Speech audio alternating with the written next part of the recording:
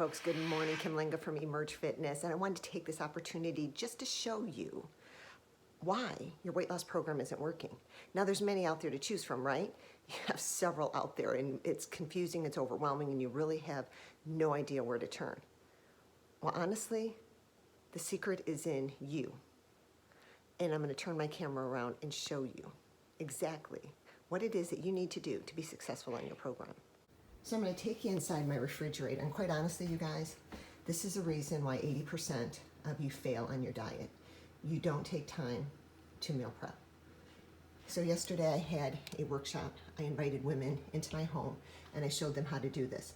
This is the biggest question that I get: what do I eat and how do I do it? So much so that I created a book, How to Meal Prep, and a recipe book for what I eat. So right here in these containers, all of them right here, they're all filled with an egg bake. And it was one 9x13 pan that gave me 8 breakfasts right there. So I sliced them up. I have a nice egg bake.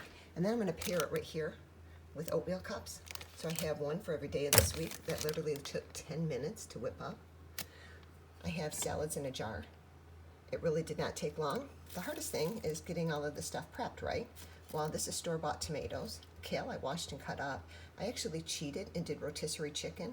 I purchased the mozzarella balls, right? And I even cheated on the dressing, and I used my own fat-free light dressing.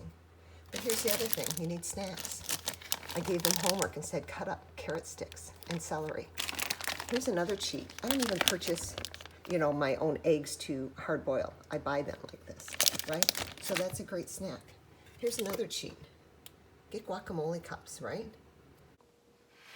So you guys, that's really the secret right there to why you're failing on your weight loss program. It's not the diet. It's because you have to put yourself first. You have to make yourself a priority. Too many people fail and they blame it on everything else that they have to do.